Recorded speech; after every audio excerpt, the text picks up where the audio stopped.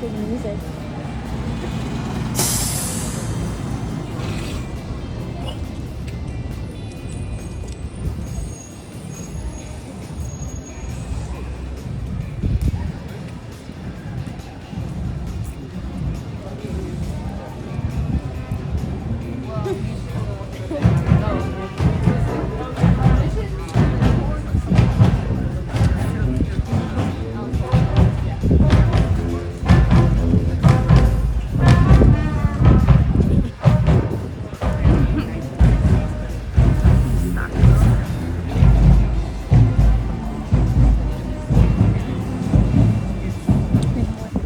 There's a memorial over there.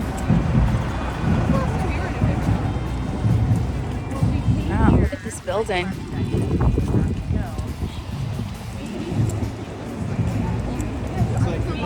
So we came and we went to it's the first time I've seen it.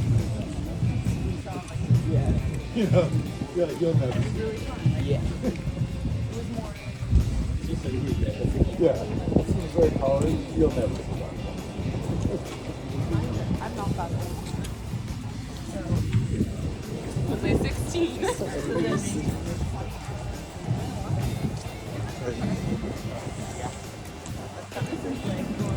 Yeah.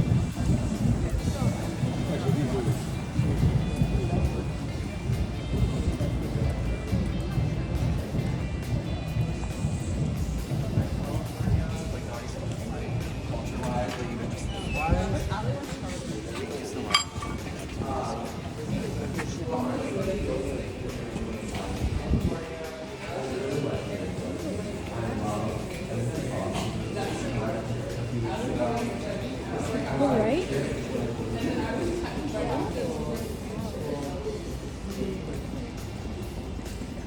I grew up going This is so nice.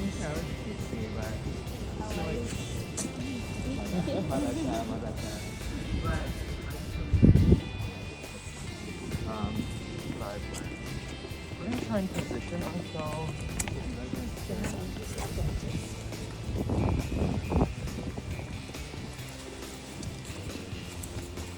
Sorry. We want to somehow all congregate in this general vicinity.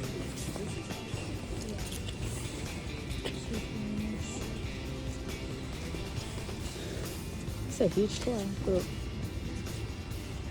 We can fill this space.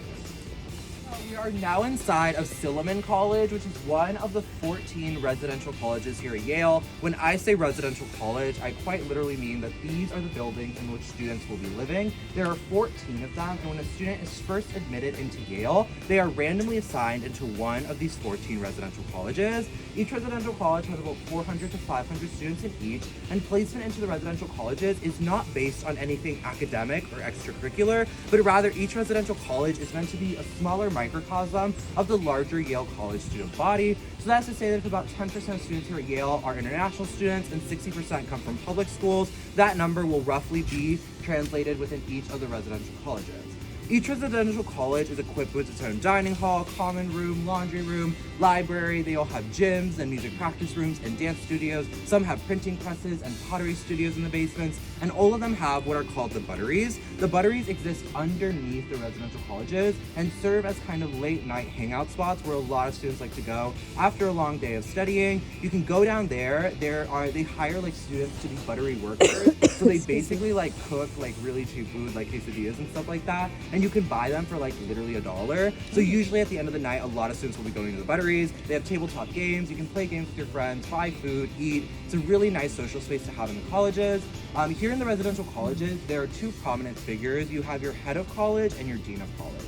Your head of college has a very special job because they're really interested in creating the culture and tradition of the residential college. So all residential colleges are not only different in the ways that they look, but also in the traditions that they hold. For example, Silliman does their yearly fall festival where they basically transform this entire courtyard into like a fair carnival type of event. It's a really, really cool thing, and it's something that's special to Silliman. And the head of college is really interested in crafting that sort of community and culture to the residential college. And they're really cool because they actually live on the residential college proper. It's very hard to see because the sun is blaring in our face, but that building right over there on the corner of Silliman with the gate States, that's the head of college house of Silliman. So the head of college usually is a tenured professor in the college, and they also usually move in with their kids and their dogs. They eat in the same dining halls as the students, and they really become integrated in the college community to where they are best qualified to really understand the college community and build that sort of stronger network amongst all of the students. Because as I mentioned, you're going to be with people of different majors, different interests, different grade levels, and so the head of college really wants to craft that sort of space where students can meet each other. And then in addition to a head of college, you will also be assigned a dean of college. Your dean of college is really more interested in the academic components of your 4 years at Yale. Your dean of college is who you'll go to as your primary academic advisor. So with questions about course scheduling, changing courses, all things like that, or questions for your dean of college who really wants to support you as a student in your 4 years at Yale. Here in the colleges, the dorms are what we call suite style, which means that rooms of singles or doubles. We don't have rooms with 3 beds or 4 beds. These rooms are attached to what are called common rooms, and common rooms really serve as communal spaces that are shared amongst everybody in the suite. So typically you will walk into the common room, and from the common room it splits off into different rooms that are either singles or doubles. In your first year, you're actually randomly assigned a roommate and a suite mate. So that basically means that when you first come into Yale, you're randomly assigned a residential college, suite mates, and a roommate. And this kind of speaks to Yale's efforts of wanting to ensure that all students get to meet the diverse array of students that come here. And by placing you in a random residential college with random suite mates and roommates, you kind of are forced to get out there, meet new people. And the experience was positive for me. My first year suite mates were some of my best friends when I was first coming into Yale. And Yale does a good job of ensuring that students really are exposed to all the different kinds of students that come here. Your first 2 years, you are required to live on campus. After that point, you can choose to live off campus. Most students will continue to remain in the residential colleges just because it's so convenient to have the dining hall, the laundry room, your friends all around you. Most students will continue to reside in the residential colleges, but some will live off campus if they so choose. Questions about residential life at Yale? Usually this is one of the questions. No. So unlike other colleges where they do have kitchens, I know that they do that. Yale does not do kitchens in the common rooms. We have the dining halls. Your first year, you're required to go into a full meal plan. So that's 21 swipes a week, so 3 swipes a day for breakfast, lunch, dinner. So you really wouldn't need a kitchen. After that point, you can sort of select which meal plan you want to be on, whether that's off the meal plan, or you want to do the flex meal plan, which is 14 swipes a week, where you get 2 meals a day, but you have 300 points to use at places like the Bow Wow and the Underground, which I'll talk about after this stop. But the dining halls usually are where students will be eating, so the common room. So you don't need a majestic Not during the day, but they open at night. So usually they're open from 10 p.m. to 1 a.m. So usually if it's late at night and you're ooh, I'm hungry, just go to the buttery and buy some chicken nuggets or a dollar. But during the day, you usually are eating at the dining halls, and there's also, we'll talk more about all the different dining options, so there's a call list. If you don't like what's in the dining hall that day, or things like that. Do you obligate to No, wait, good question. You brought something up I didn't say. So all the amenities in the residential colleges are open to all students at Yale College. So for example, if I'm a student here in Silliman, but I want to eat in the dining hall at Berkeley College, I could feel free to do that. Same goes for the butteries. The only things that all students don't have access to in all the colleges are the entryways. That door is an entryway that leads up to the rooms to the dorms. Those aren't just open to all students. They're only open to students in this college because, but any other questions? Awesome. Okay, so we're gonna head over to the Beinecke Rare Book and Manuscript Library, the largest collection of rare books and manuscripts in the U.S., as well as the Schwarzman Center, which is our student union. So we're gonna exit out of this gate and then walk to the left and cross the street to the right, and then head on over there.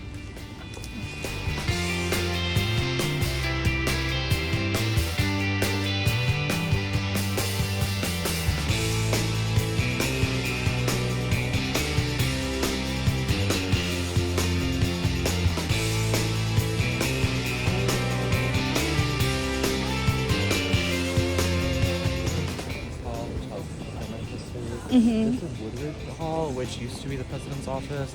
Nowadays, no one really knows what happens in there. It's used like a storage room. Oh, what a waste. We're gonna go over there later. We're going over here, but those are residential colleges. Okay. Rare Book and Manuscript Library.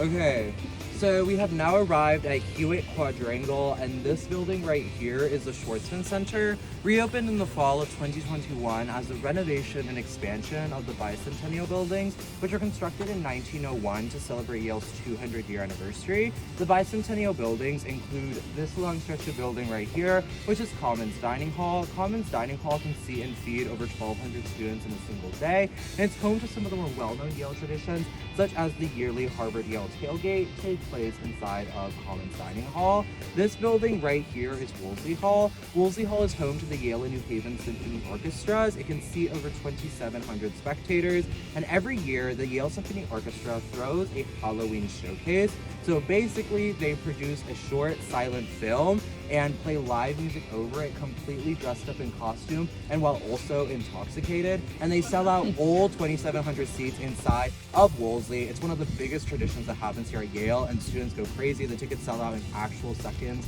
And that's a really fun tradition we have. And the center part of the Schwartzman is what is known as the Rotunda. The Rotunda actually includes a war memorial inside, which memorializes students at Yale who fought in the American Revolution, the American Civil War, both World Wars, and the Vietnam War. And this war memorial is actually what ended up inspiring Maya Lin to then design the Vietnam War Memorial in Washington, D.C. As I mentioned, there were renovations and expansions to the Schwartzman Center, a lot of which we actually can't see on the foreground because a lot of them are actually underground. One of them is called the Underground, which is a cafe/bistro on the lower level of the Schwartzman Center that sells coffees, pastries. They have stage for student performances and seats for studying. And usually the Underground is one of the most popular spots to be on campus in the morning when students are going to get their coffee. And we also have something called the Bow Wow, which is a convenience style store also on the lower level of Schwartzman that sells sushi, sandwiches, chips, drinks, and you can use your meal swipe there. It's kind of like a grab and go situation. And usually you go to the Bow Wow when you have a really busy schedule and just need a quick lunch. One of my favorite things inside of the Schwartzman Center is what is known as the Good Life Center. The Good Life Center has nap rooms and meditation rooms, and it's really like a relaxation space. Usually if you have a really packed day and you don't have time to go back to your dorm, you can go to the Good Life Center, take a nap, just chill. It's a really nice space to have. But overall, the Schwartzman Center is kind of our version of a student union or a student center, and it's usually one of the most popular spots on campus during the day. Questions about the Schwartzman Center? Awesome. So this building right behind me is the Beinecke Rare Book and Manuscript Library, designed by the American architect Gordon Boonshoft and completed in 1963. The very interesting design on the outside of the Beinecke is essential to the preservation of the books on the inside. These 1 1/4 inch thick Vermont marble slabs protect the books on the inside from the harmful use of inside. If you were to go inside of the Beinecke, you will notice out of the total 1 million books in the Beinecke collection. In the Beinecke collection, we have an original Gutenberg Bible, which is the oldest printed text of the Western world. There are only 22 completed Gutenberg Bibles in existence, and one of them is on display in the Beinecke. In addition to an original Gutenberg Bible, we also have a large collection of disposable cups from Chipotle. I make this point to say that just because the Beinecke is a rare book and manuscript library, that isn't to say that those are the only things that are housed inside, and really anything that has had a significant impact on culture or civilization has a home in the Beinecke collection, and Yale students are really encouraged to go in and use those resources to their advantage. The Beinecke really wants to promote this idea that even though they are the largest collection of rare books and manuscripts in the US, they're also just another library at Yale, and students can actually set up appointments to view rare archival pieces in the Beinecke collection. I actually did this last week. I was able to go down to the manuscript archives and look at really rare archival pieces for my course. But students can use the lower level that has classrooms and study spaces if they want to study there or just chill there with friends. And the Beinecke is a really nice library to have on campus. Questions about the Beinecke Rare Book and Manuscript Library? Awesome. So we are going to walk right down here over to Cross Campus to discuss undergraduate academics at Yale.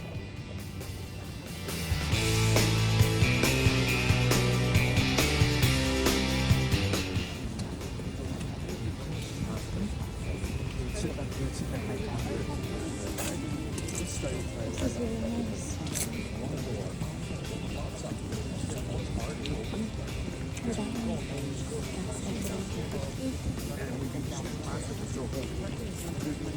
I wonder what that is. That statue. I don't know. Wall Street. That's library.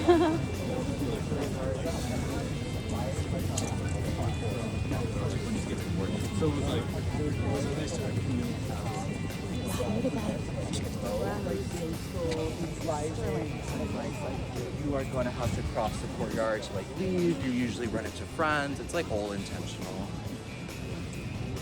Okay. So we have now arrived on Cross Campus, which is really the heart of Yale's campus. If there ever was to be a central part of campus, this would be it. This building right here and that building right there are both sides of Berkeley College. Berkeley is another residential college here at Yale and the only residential college to be split in two. This building right here is Grace Hopper College. Grace Hopper College is also another residential college at Yale. The building right behind you all is William Lee Harkness Hall, which houses the Department of History at Yale. In order for an undergraduate student to graduate from Yale College, they would need to complete 2 courses in the following distribution requirements: humanities and the arts, social science, science, quantitative reasoning, which is the same as math, writing, and a language. And the distribution requirements were designed by Yale to ensure that all students leave their 4 years having taken courses in all of the major scholarships that thrive at Yale. Here at Yale, you actually do not have to declare a major until after your 2nd year. So it's kind of designed in the 4-year curriculum that you spend those first 2 years really exploring what it is that you actually want to study, and you don't have to commit to anything until after your 2nd year. So usually students are taking different classes that both fulfill the distribution requirements, but that also maybe they didn't have access to taking those classes in high school. So a lot of students will be exploring their first 2 years before they're actually picking what they actually want to study at Yale.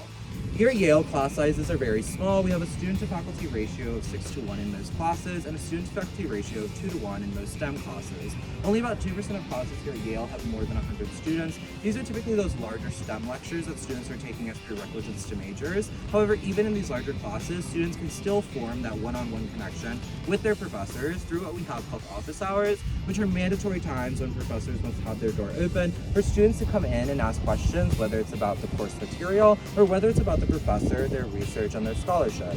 Typically, this is how a lot of students will end up landing research and internship opportunities, is by going to office hours and showing demonstrated interest in what the professor is teaching. Oftentimes, you are going to be selecting your courses through this system where they open it to everyone in your grade, and then you basically put all of them into your pre-registration thing, and then you see which ones you actually get into. People sometimes wonder what the process is like of applying to classes. It is kind of first come first serves.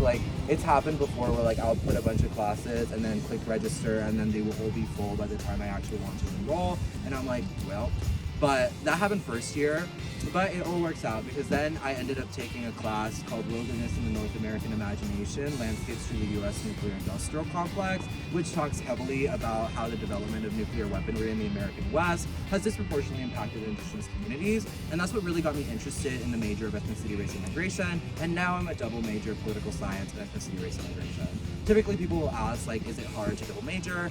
Not particularly, because Yale really puts an emphasis on the and. They want you to be able to study this and that if both of those subjects really interest you. Some people will double major in things that are traditionally associated with each other, while others will actually major in 2 different things that are very different. One of my best friends is a double major in astrophysics and music, and he's able to do that here at Yale because Yale really offers all of the resources that you need to be able to study the things that you are actually interested in and have the resources, whether that's professors or academic advisors or different support systems to help you in that way. Questions about academics at Yale? Is Yale R1? Yale R1. What is that? It's tradition. I honestly don't know, but I'm sure it's on the website. But I will say a lot of students at Yale will end up doing some form of research or research with a professor or outside of the university. But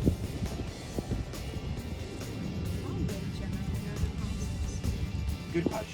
I'll say there's 3 different, types of classes. It will either be a seminar, and a seminar can be 10 to 15 people. You sit around a really small table, you talk about the course material very intimately. Those are my favorite types of classes because they're a lot, when you think of Yale, you think small class sizes, you're thinking of those seminars, 10 to 15 people. You have what I would call a leminar, which is a larger size seminar that is usually 40 people, 50 people, and then you have lectures, which are usually 100 plus people. There are certain classes at Yale that are like really popular, and those classes could have lectures of bigger than 500 people in one of the big lecture halls on campus. So usually, as a political science major, most of my classes are seminars. So I would say my class sizes usually range from like 12 to like 17 people typically. But I have friends who are like STEM majors, and a lot of their classes will be larger, just because, especially when you're taking prerequisites that all of those people in those majors have to take, there's obviously going to be like a lot of components. And for those seminar classes as well, it's harder to Yeah. So that's what I mean when it's like first come, first serve. Like, there's been so many cases where I'm like, oh, I don't want this class, and then like I'm like plug in, and it's like it's pretty cool. But that's just like the nature of it. Like, there's no other way to prepare. But usually seminars are like some of the most like cool classes because they're so specific. I took one on Caribbean diasporic literature, which is really interesting. But like, I'm pretty sure the Yale course like list, because Yale offers over 2,000 courses every year. I'm pretty sure that list is public, so you can like see what classes are offered every semester at Yale, which is pretty cool. And Yale has over 80 major programs, so like students are bound to find some major that fits generally within what they're interested in. And we also have specialized certificates in energy studies, education studies, and a program called directed studies, which is like, they promote it as like the study of the seminal types of the Western canon, whatever that means. It's basically like reading like Aristotle, but that's what interests me.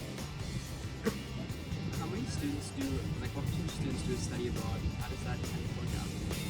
Good question. A lot of students will end up doing a study abroad because Yale has what is called the International Study Award. The International Study Award is like a completely like alumni funded thing where they pay for students to be able to afford a summer abroad experience. So I actually studied abroad this last summer in Barcelona, Spain, completely funded by the university, and the ISA like will be dispersed so that you can like pay for the program, pay the tuition for the program, and you can do Yale funded programs. Like Yale obviously has like a ton of courses for teach abroad, but you can also do like a non-Yale study abroad and still petition for it to count for Yale credit and still petition for funding money.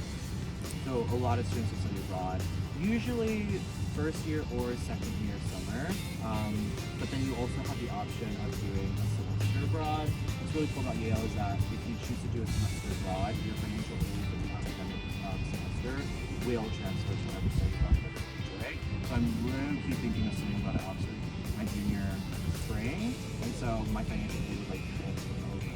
So that's pretty rad. Awesome. So we're going to head right up there over to the women's table to discuss the contributions and achievements of women at Yale.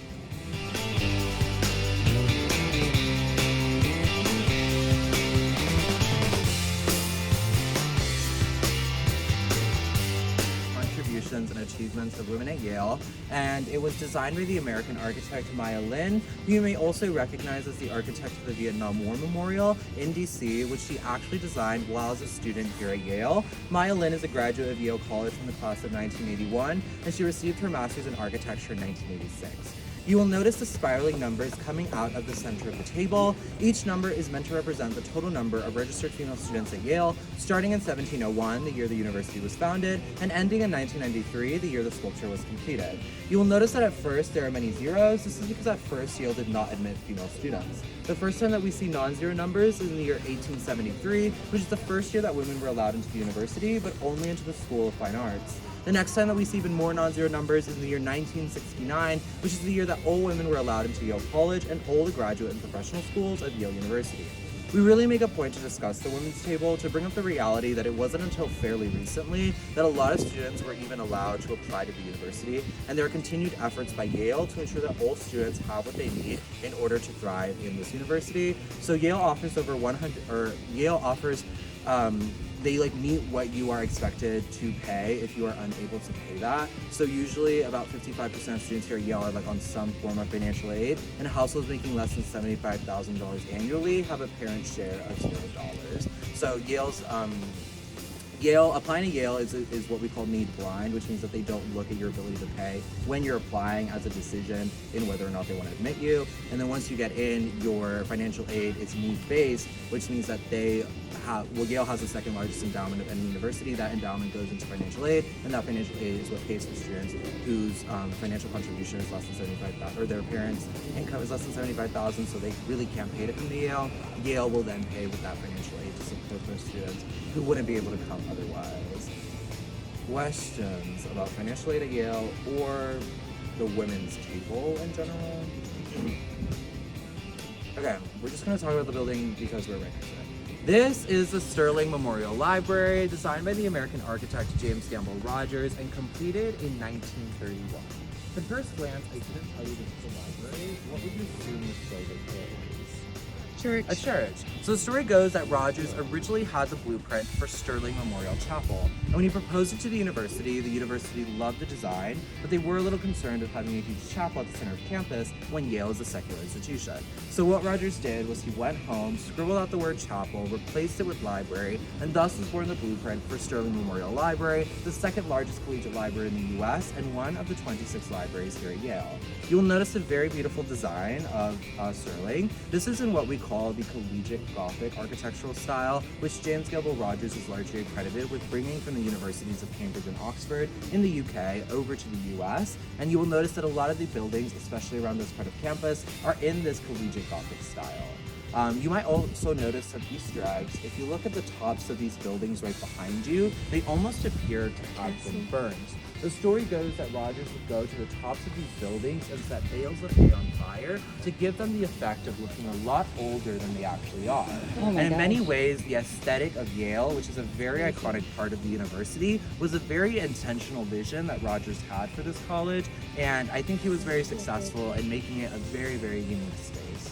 We actually get to go inside of Sterling during the tour, so if you will follow me, it's the door to the right. It should be open, I hope. If it's not open, don't get mad at me.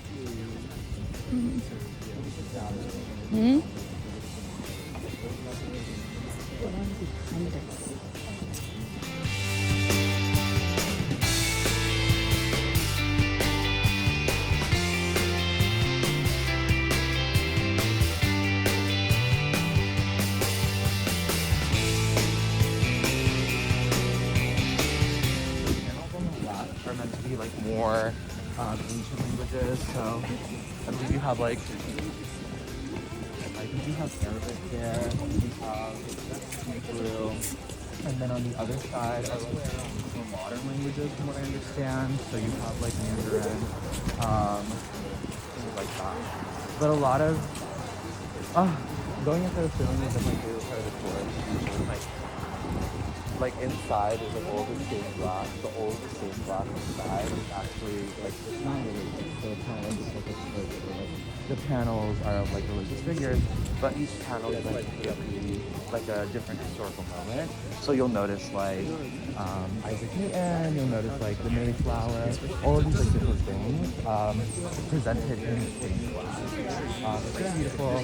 But you also notice like all around campus there are like little Easter eggs. If you look in like the corners of different buildings, they all have usually like little inscriptions or little things carved out in stone that are literally like little Easter eggs all the time.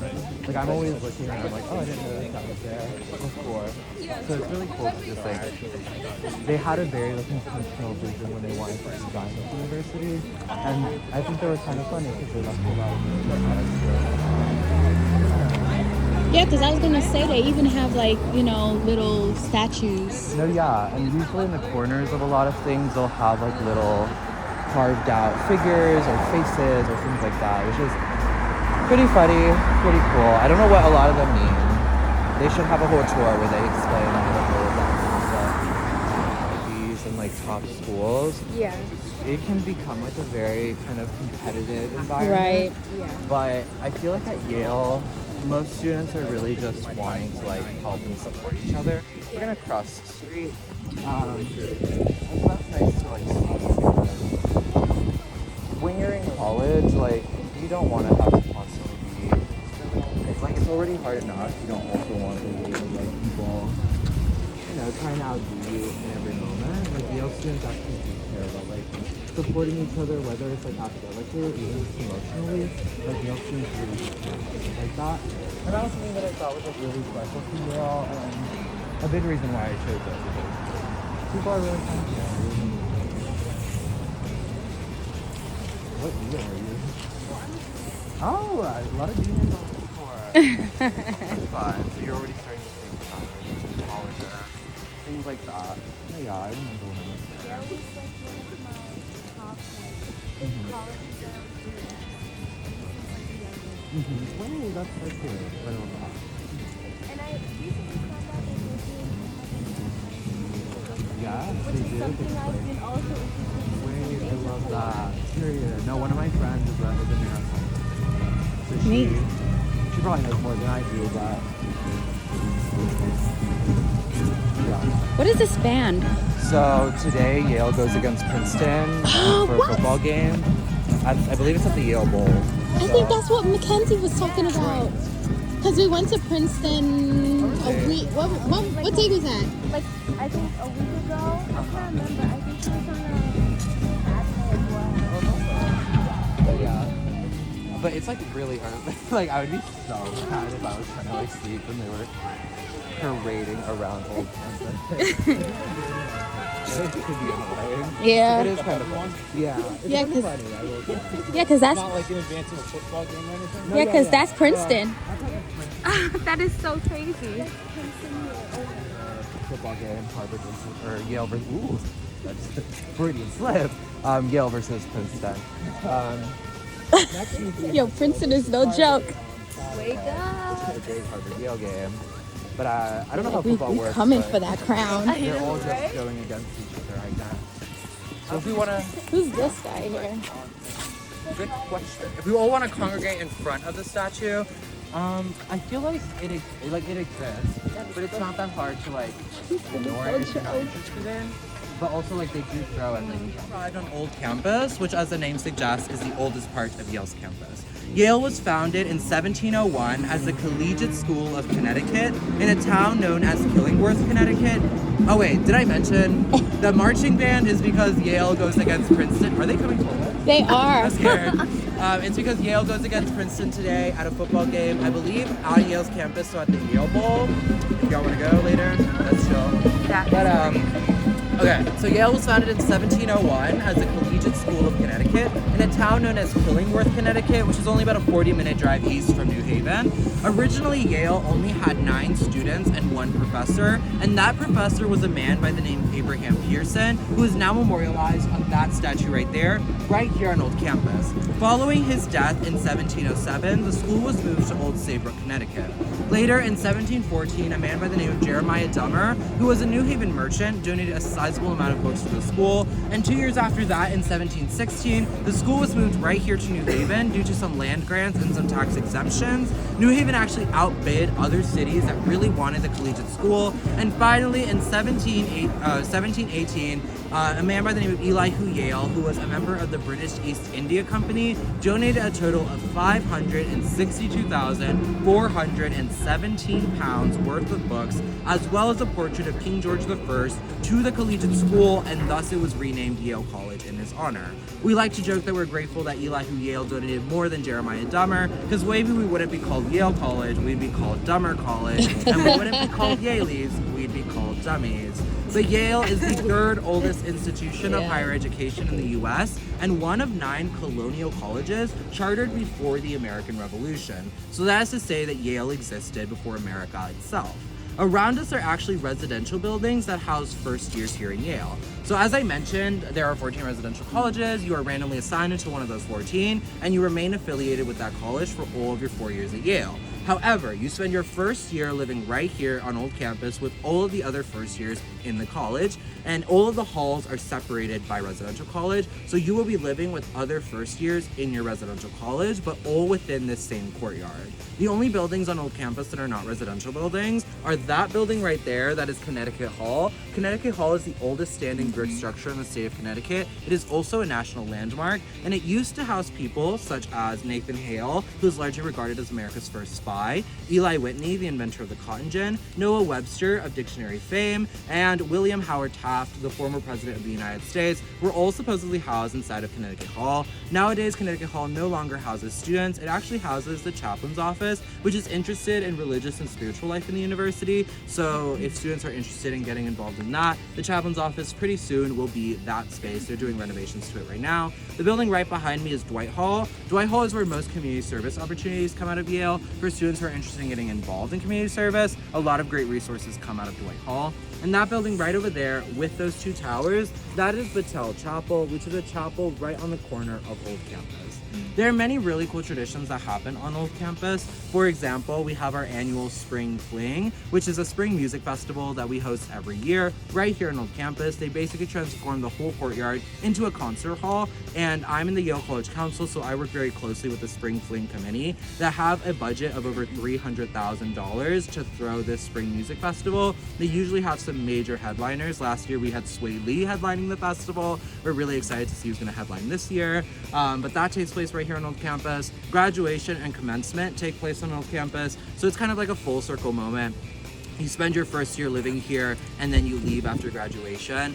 Families and friends are invited to come see their kids graduate. It's a very beautiful event. And then one of my favorite traditions that happens on Old Campus is what is known as the first year snowball fight. Basically every year during the first major snowfall of the year, all of the students on Old Campus will run out and have an impromptu snowball fight. It's one of those kind of unspoken traditions that really goes to show the strong community that's fostered when all of the first years are living in the same place and everyone is kind of going through the same things. And so I think the experience of living on Old Campus is something that's very unique to Yale and something that's very special about Old Campus. So despite the very beautiful appearance of Old Campus today, it actually didn't always look this way, and we can attribute much of the current appearance of Old Campus to this man right here, the 10th president of Yale University, Theodore Dwight Woolsey. When Woolsey had first come to Yale, it looked nothing like what it looks like today.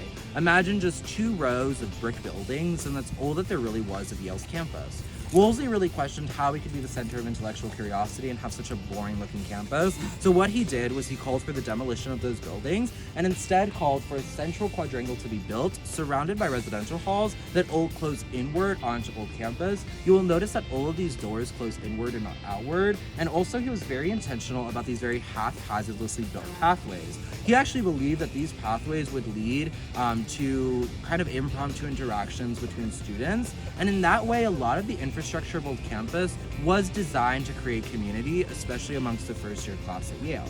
You may notice that the toe of the Woolsey statue appears to be a different color than the rest of its body.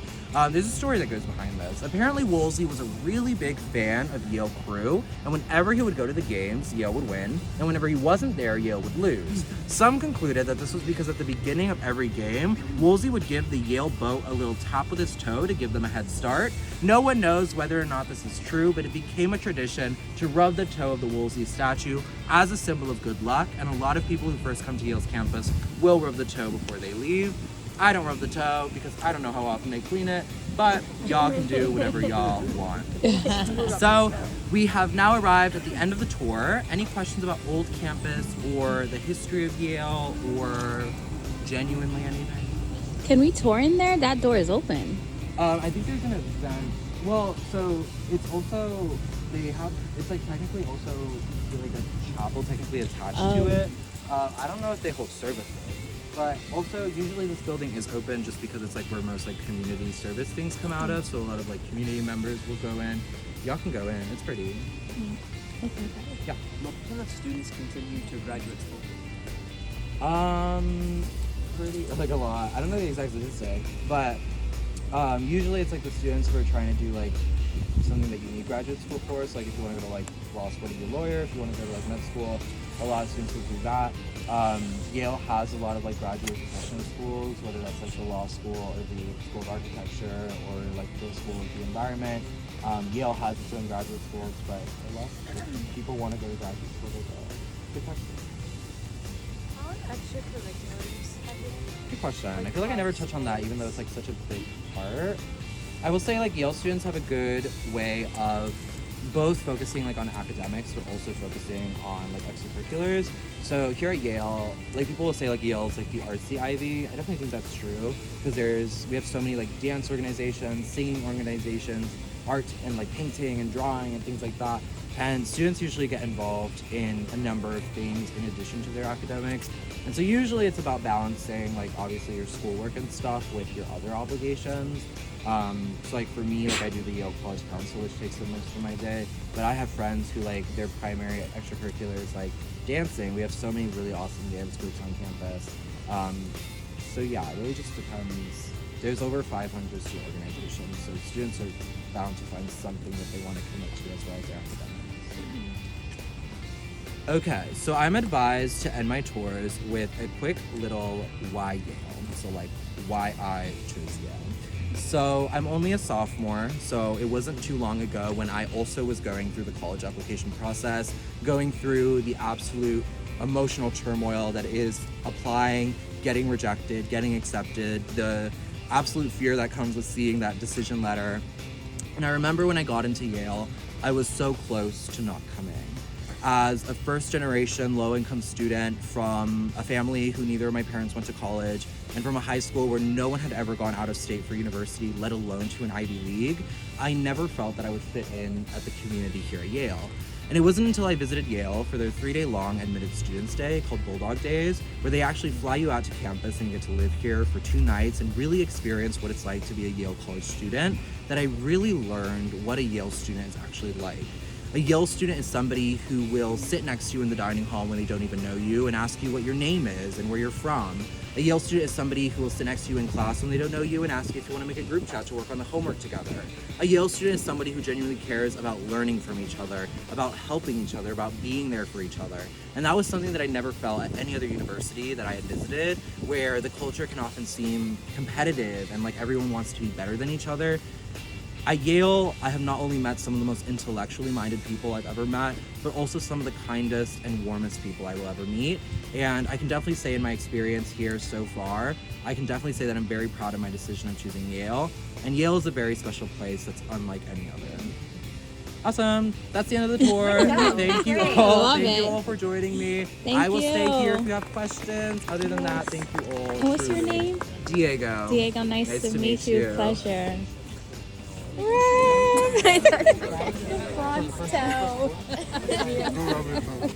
Mhm. She's really sweet. Yeah, she seems sweet. She is. And I love that. Like, it's almost like Princeton. Yeah, I know, right? The guy's taking pictures. It's a white memorial.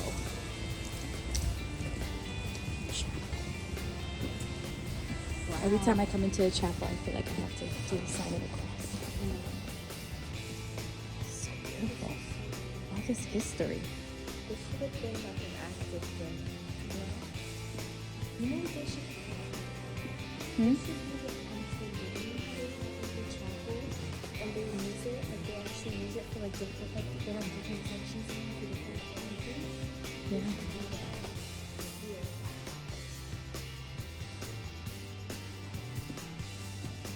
Wow. Look at the ceiling and look at that glass.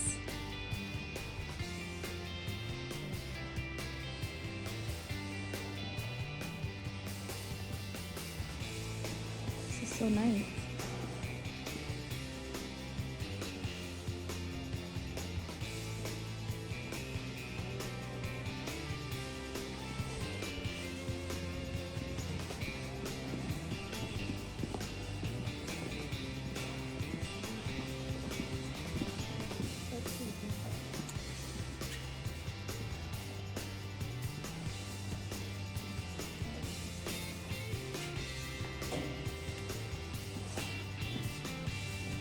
Oh, this bathroom.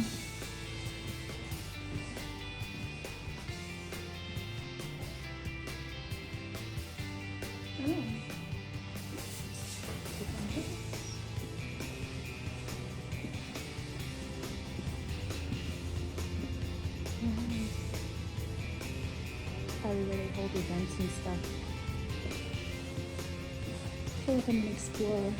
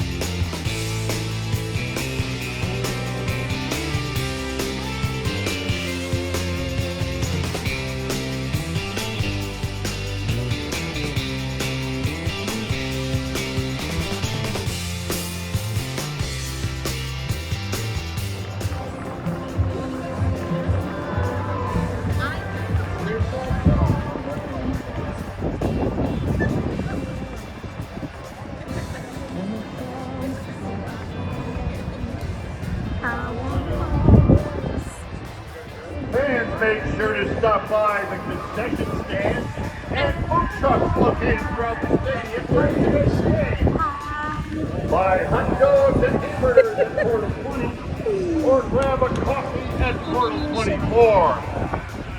The Yale Bulldogs would like to welcome Yale Investments, the Yale Alumni Association, the Yale Club of New York, Withers Bergman LLP, and the Turner Construction Company to today's game. Thanks for supporting the Bulldogs.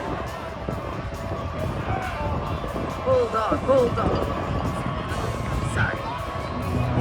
Thunderstruck.